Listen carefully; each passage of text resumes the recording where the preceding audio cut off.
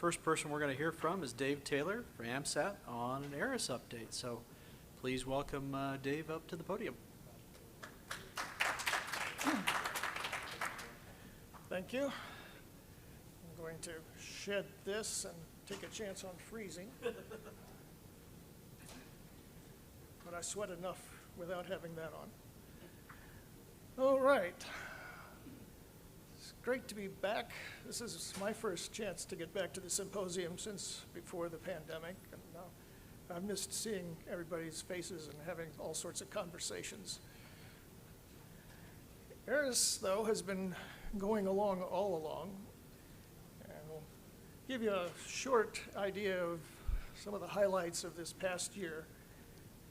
And really, just because it's convenient, for past year I used the government's fiscal year. We are tied closely to NASA. They're one of our sponsors, and we have to report metrics about how many contacts and how many kids were this and that. So we do a lot of work on the fiscal year, and I already had maps and things, so that's close enough to our past year, October to the end of September.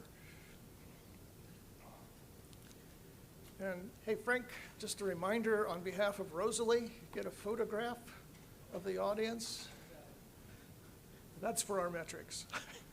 How many people we have communicated with about ARISS. Okay. The thing ARISS is probably best known for is our educational contacts. We hook up students around the world with an astronaut on the space station. And we've just about gotten back to pre-pandemic levels now. We did 91 contacts all around the world. 20 of them were here in the US. And because AMSAT North America also appoints a delegate for Canada, I've included some Canadian statistics and information. Their mentors handled 12 contacts. 5 of those contacts were not in Canada. Canada picks up all of the Americas outside of the United States. Just as a convenience, a courtesy to the rest of us. So they also handled contacts in Brazil, Central America, several interesting ones down there. About 71% of the contacts were direct, which means we had the radio equipment right there with the kids when they were talking. They get to see it and see what's operating, see the antenna outside as they go into their school. And in some of the places, they get to help set it up and even operate once in a while. I can give you an example of that later on.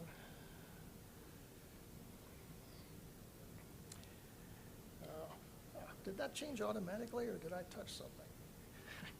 I hope it's not on a timer. I might have to change modes.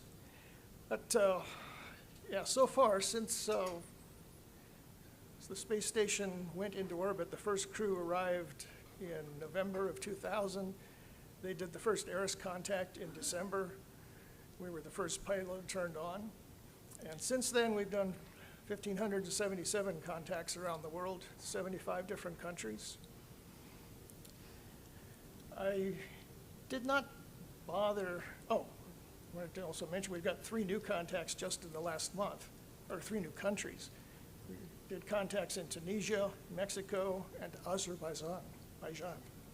It's always a tongue twister, which sounds like an out-of-the-way place, but they were hosting the, what was it called, the World Space Conference at the same time. I didn't bother with a US chart because it's almost entirely green.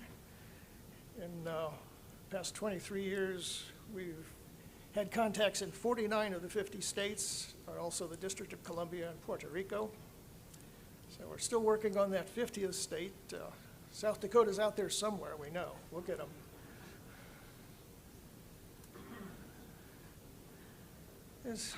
Just grabbed a few of the contacts that were interesting in one way or another.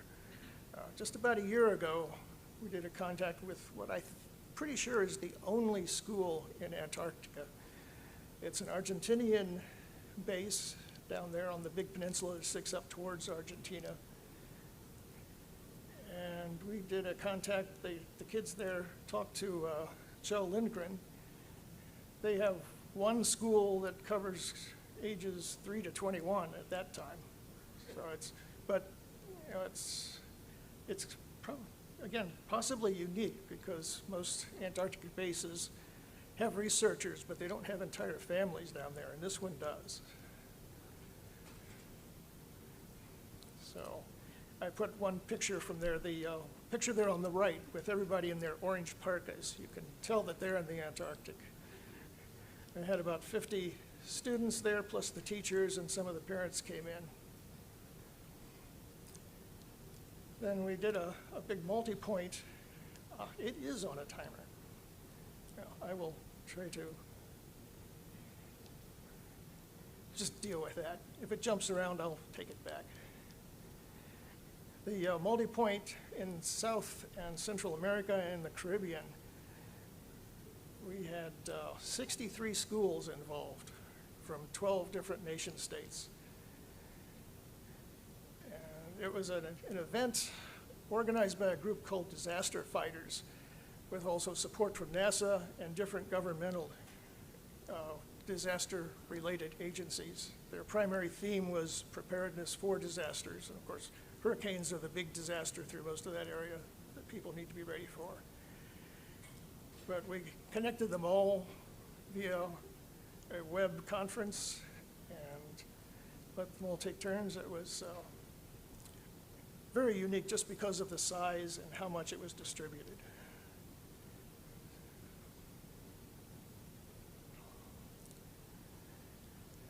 And I made this very small on here. Youth on the Air.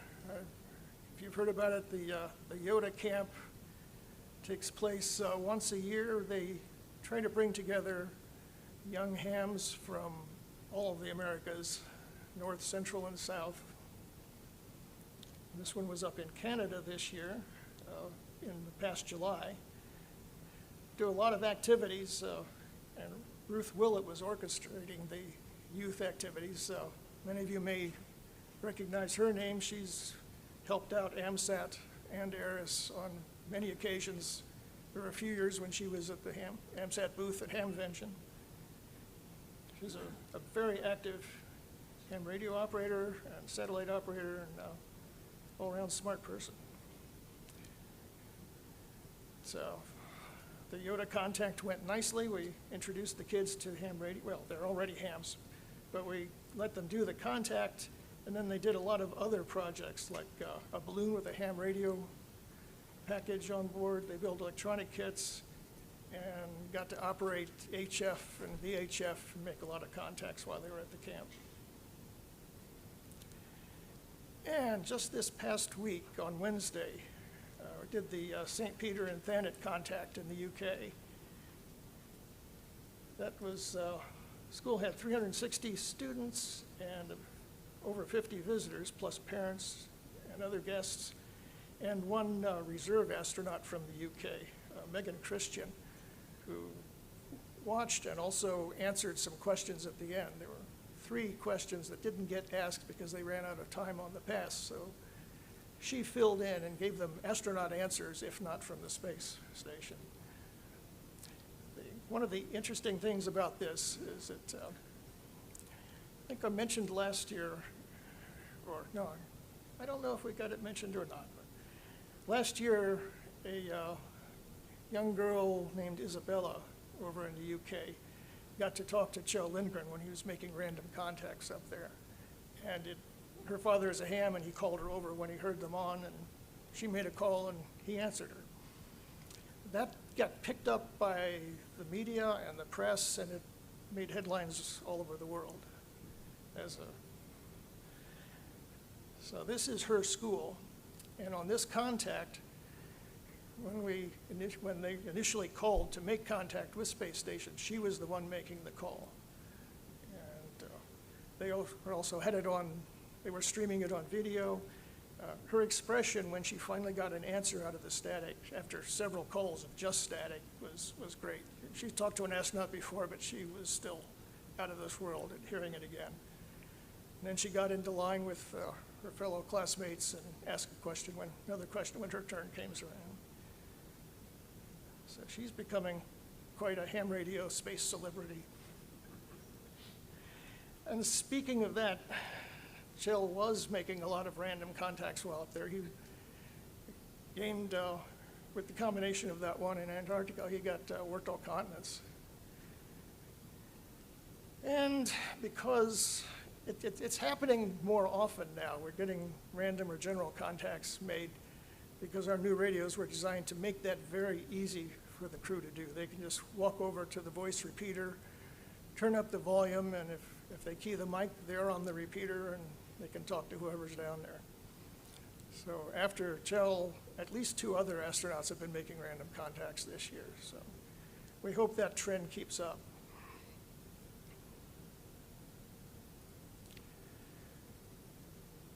All right. Now, besides just school contacts, ARISS is doing a lot of other things for education.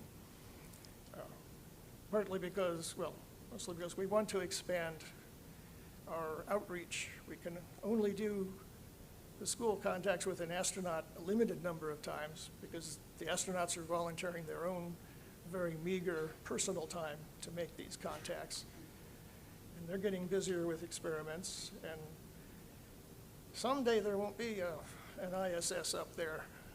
So we're looking at other ways to let schools get involved in the same kind of education and STEM that we've been promoting in the past, and continue it on, do more now and have it continue in the future. We hope to continue it on commercial space stations, of course, but that's a long way off, and who knows what deals we'll make. So we have a big education team. This year we got a new director of education. We put out a request for people to submit their resumes and search for it. We got a lot of responses to that from a lot of qualified candidates. So after interviewing lots of interviews, our selection team came up with Tanya Anderson, who is a middle school science teacher in Illinois. She's got about 18 years of experience teaching science and doing various STEM-type operations. She's volunteered with the Civil Air Patrol and with several activities that NASA has done to do STEM, so she's got a good background for us. And as I recall, she had a ARISS conductor Rowan a few years ago, so she knows what's going on. She was following our first director of education, Kathy Lamott, who's worked for many years, but is running into time crunch and needed to free up more time to do her own teaching job, the thing she gets paid for. So she stepped down from the leadership, helped us pick her successor, and she is still volunteering with ARISS, just not in the management role anymore.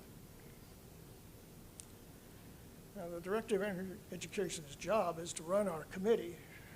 We've got nearly 36 people, all teachers, most active, some former. They're involved in education. They help us out with a lot of different things.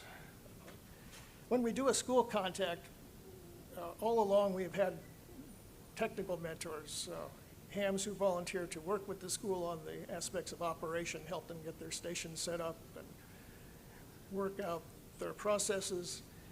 But now with our education team, which we started putting together 5 years ago, the school also has what we call an education ambassador. It's the complement of the technical mentor, but they assist with the education plan and help the school give guidance and oversight to their implementation of the education plan that they submitted to get the contact in the first place.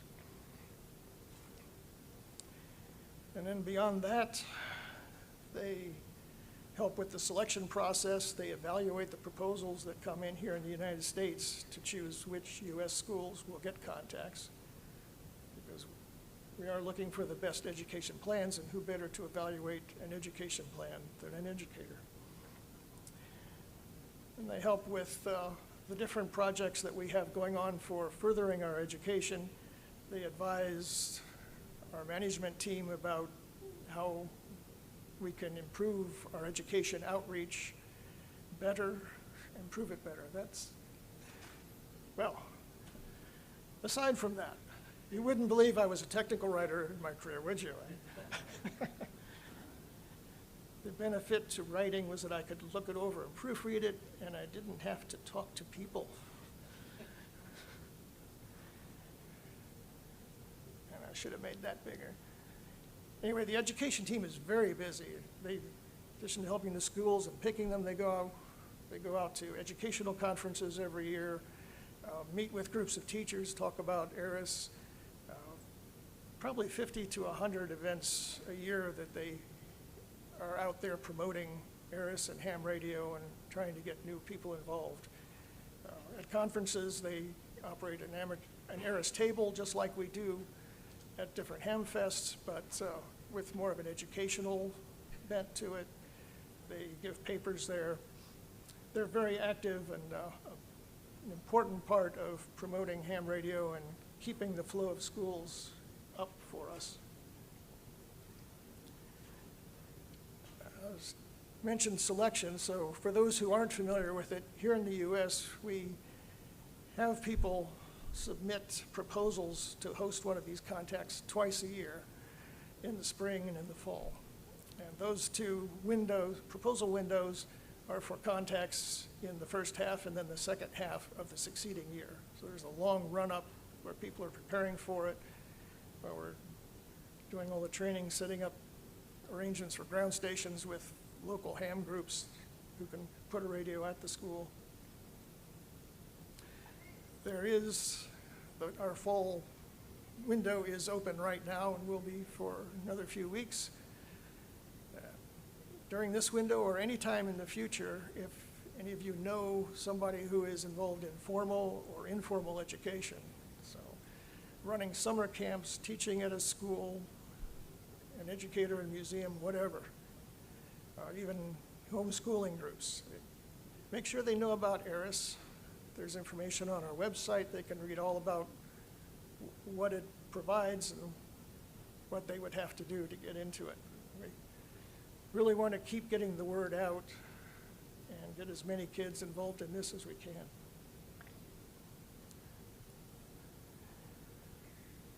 And some of the projects that we have to continue our education outside of using an astronaut.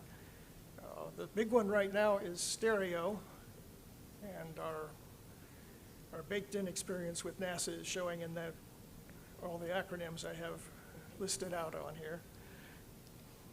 Stereo is funded by a 5-year grant from ARDC, which has been just wonderful for us. We're about 2 years into that. That's being used for 3 primary activities, so one of which is just general support of our operations. Our engineer that we maintain at at Johnson Space Center to get the scheduling done, work with NASA on all the aspects that are necessary to get us on the crew timeline and help get our equipment set up and down.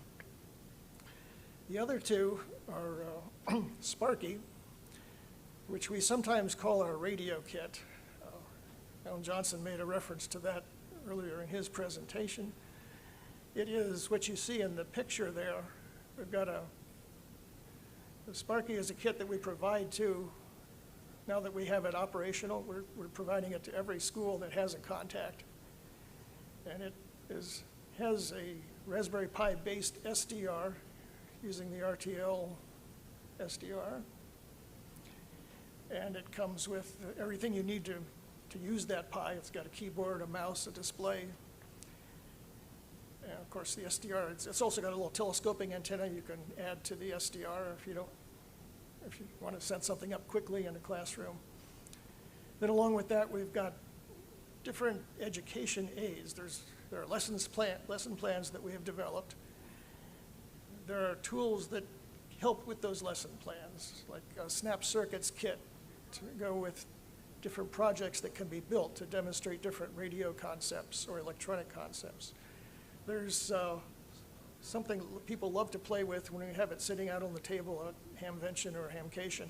That's a slinky. We've got two slinkies in there. One really big, long one, and then one conventional toy shop type slinky. You can use those to demonstrate bandwidth and modulation. And that's good for the younger kids to be able to visualize how the radio waves work.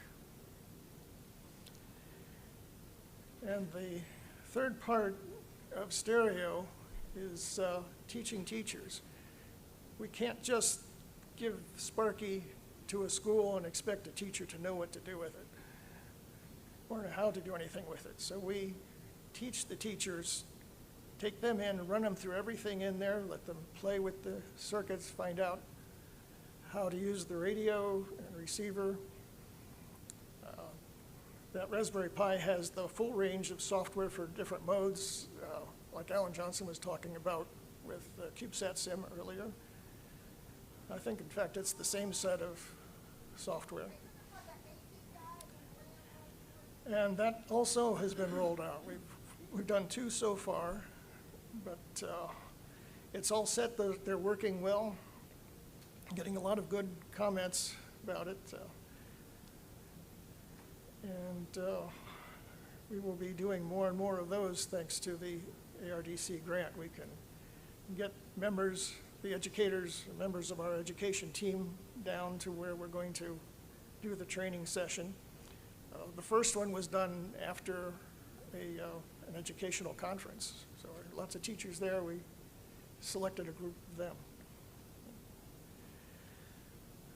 Also, because this is a very big project, we have a dedicated volunteer as a project manager. It's Diana Schuler.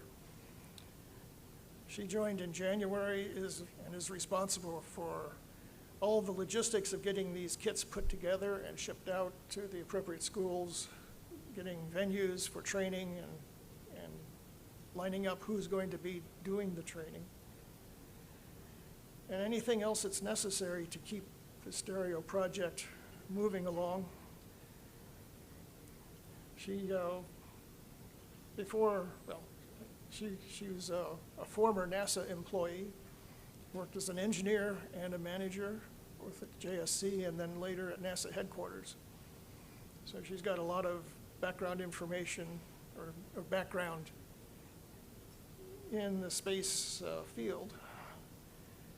And was not licensed to begin with, but she now has her own license and she's learning a lot more about ham radio and how that all fits together too. She's doing a wonderful job for us.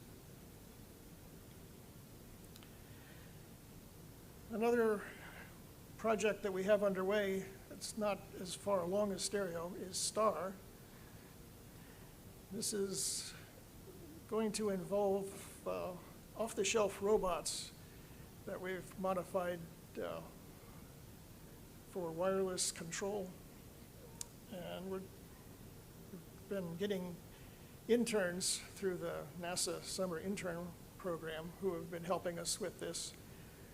Our intern most recently did a lot of design work on the software for this to allow communications. So it'll be set up so that students can learn to control the robot wirelessly from a computer in their classroom over Bluetooth. And then they can kind of move in steps as they become more adept at doing things, learn the basic commands while they're actually watching the robot.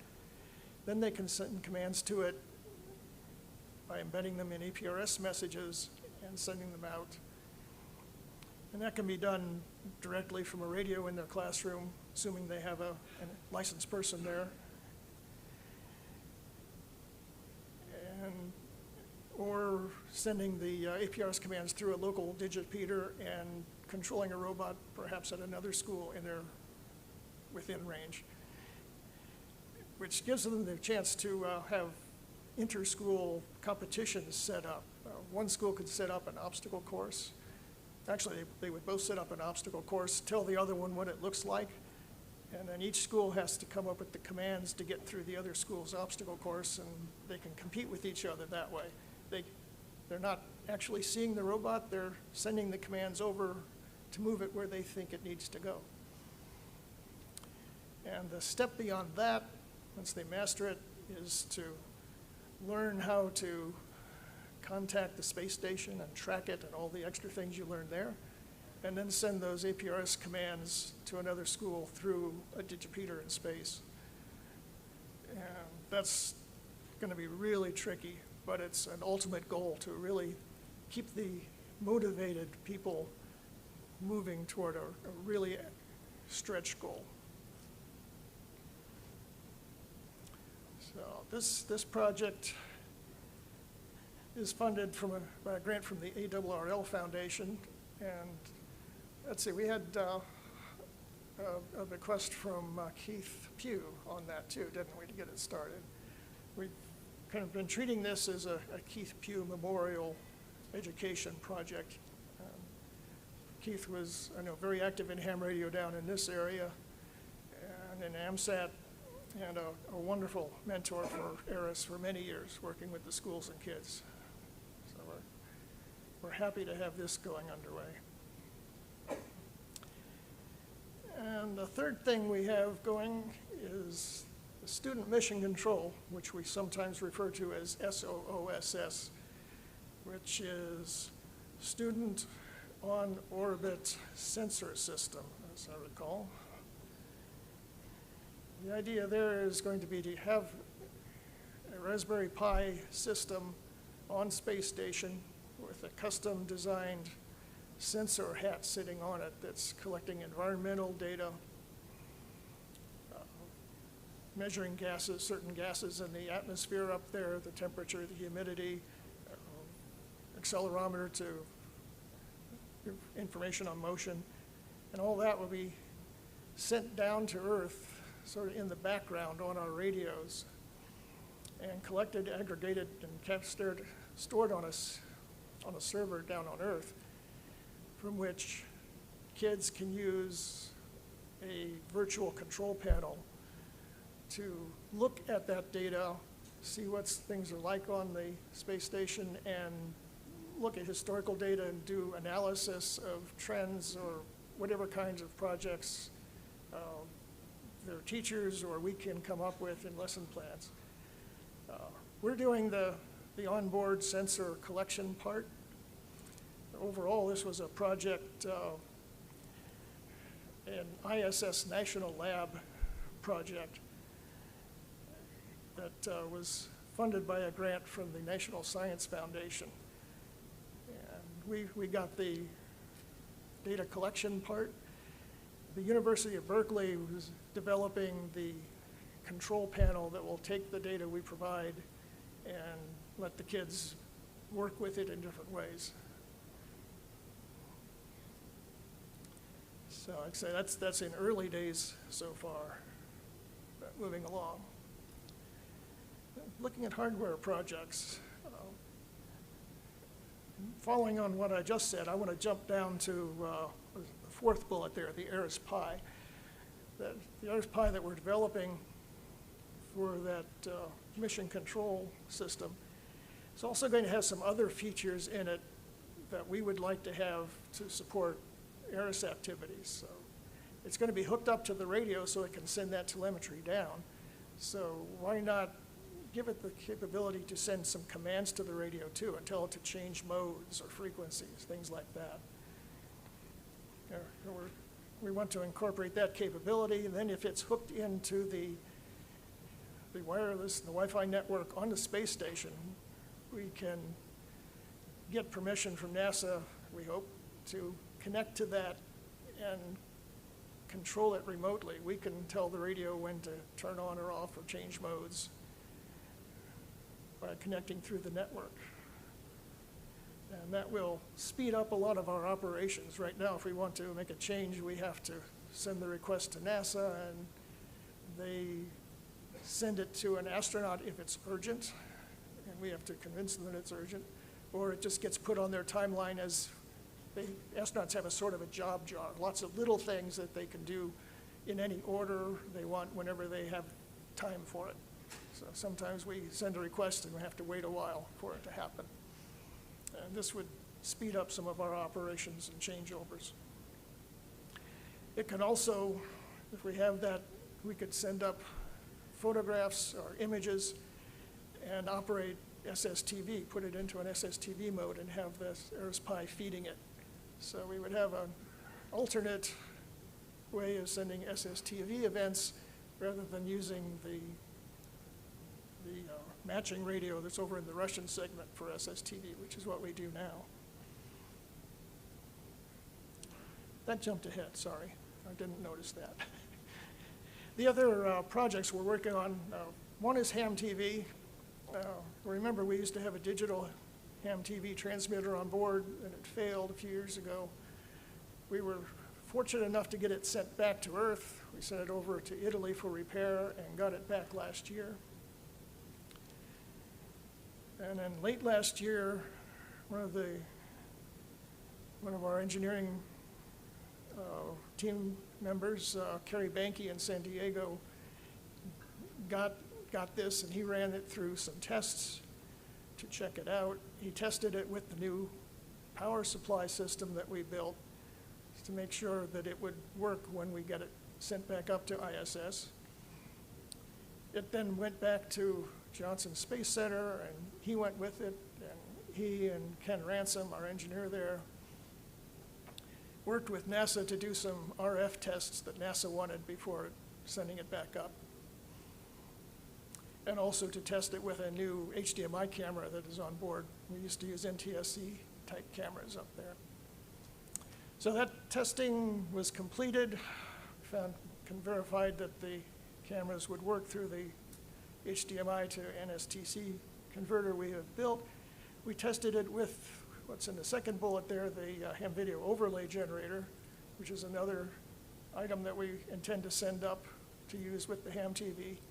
It can put scrolling text messages on the video, so we can label things, put information that matches what we're doing. What we've done in the past was have the ham TV sending down a digital video signal that students at a school contact could see while they were talking over the radio and getting their questions and answers. So we could label it, put names, or whatever kind of information we might be appropriate.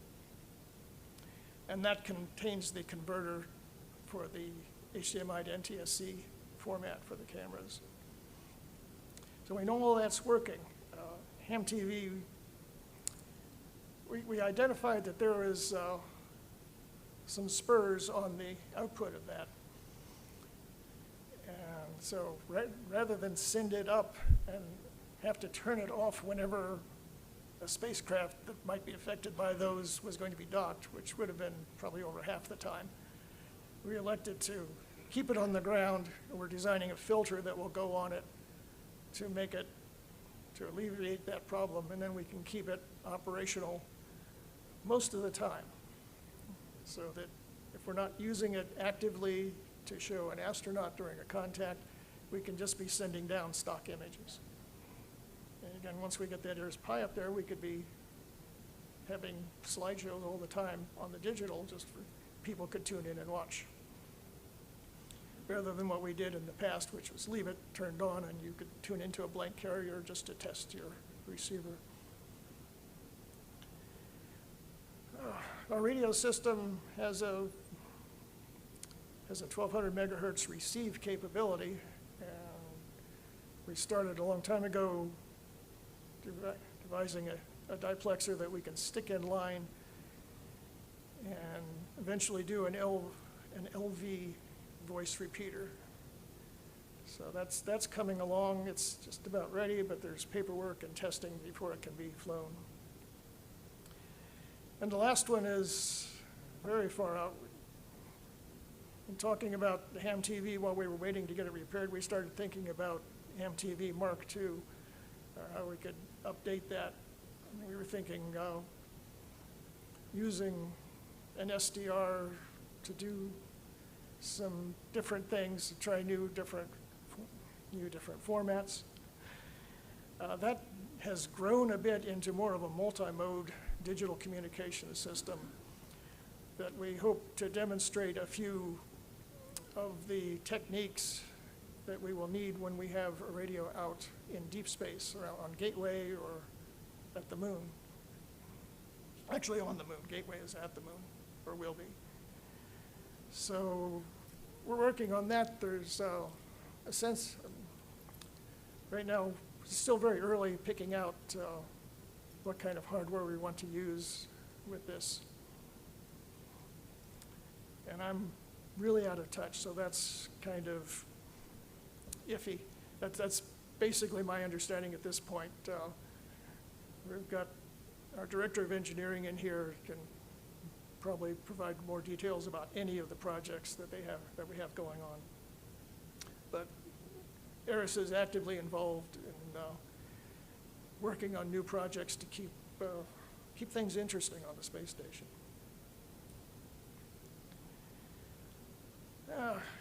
Quick review of what's going on now. We have both radios up there, identical radios except for the call signs. One in the Columbus module, which is at the leading edge of the station, and one in service module, which is in the Russian segment at the back end.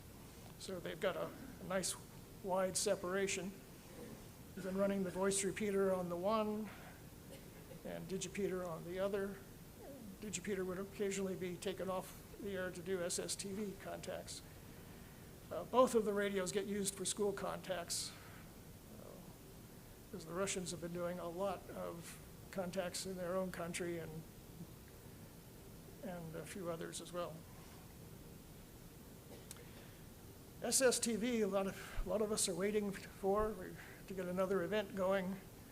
It's been on the air. I tried recently to do a test with some old SSTV equipment. And a few images were received, but overall there was something getting in the way. We're going to try another test sometime soon. We don't have a definite set of start and end times at this point, so I don't want to say anything too much, but if you keep watching the ARISS social media announcements on Facebook and X and all those places, and on our website, we'll make it known. So keep an eye on those next week. There might be some news. I'm sorry, got off that. The SSTV things that we're working with is old. Thank you. So they had to, rather than use the new radio, they took it, they uninstalled it and put an old D710 in its place to run SSTV, and until they finish all that work, they're going to keep it that way. So unfortunately, our digipeater is off the air for a while. If that looks like it's going to go on far too long, well, it's under discussions, but one option is to go back to what we were doing when we only had the one radio up there and alternate the Columbus module radio between voice and digipeater on some kind of regular schedule. We had an annual meeting of our delegates and interested volunteers back in April at the ESA Center in the Netherlands, and had a lot. I think we had 15 or 20 people there in person and quite a few more online to take part. It was a 3-day meeting. And Frank will be talking about the 40th anniversary in a bit, and our next meeting will be in conjunction with that at the Kennedy Space Center. And a little bit of the recognition that ARISS has been getting past year. NASA, 2 parts of NASA. One was NASA and one is the ISS National Lab, which is, it sounds like NASA, but it's actually a NASA-sponsored contractor that runs the National Lab part of the space station. They both came out with sets of interesting things from the year. Everybody likes to have their 10 best or N best lists at the end of the year. So we got on both of those lists, along with nice pictures of our radio station up there. And that's about it. There's lots of information on our website. And I'll take, we've got a couple of minutes for questions, so if anybody wants to know something.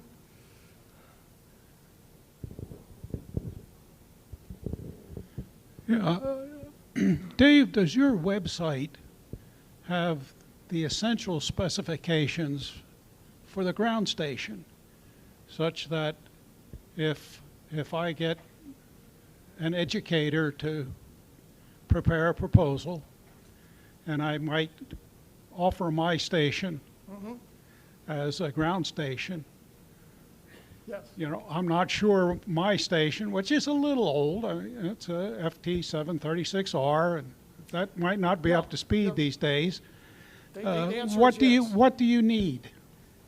You know, we basically ask for a station that's similar to our telebridge stations, but there is a lot of information on our website for the groups that are going to hold a contact or just thinking about it, and one of them is station guidelines if you're going to do it with the radio at your site, a direct contact.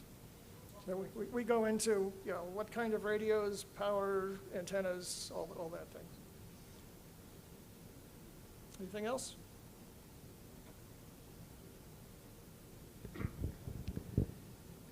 You say the ham TV unit has been shipped back up to the station. Not Did yet. you take the opportunity while it was down here to try and mitigate whatever failed in the first place, or I mean, running something 100% across an Okay. entire orbit is going to be a Right, tougher ask? It has not been shipped up to the space station.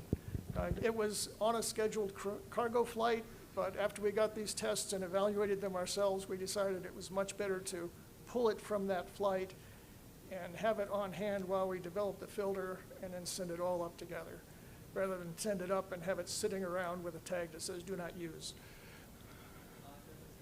Yeah. The reliability, we sent it back to Kaiser Italia, which was the company that built it in the first place, and they determined that there was, I forget now which board it was, but a board in there had failed probably from a cosmic ray hit. And they happened to have another one on hand, or it was accessible through the community. So they just swapped the board out, sent it back to us. We didn't want to mess with it too much, because if we made any actual changes, it would not be just reflying a piece of equipment, it would be something new, and we'd have to go through all sorts of testing and paperwork again. Did it? Thank you very much.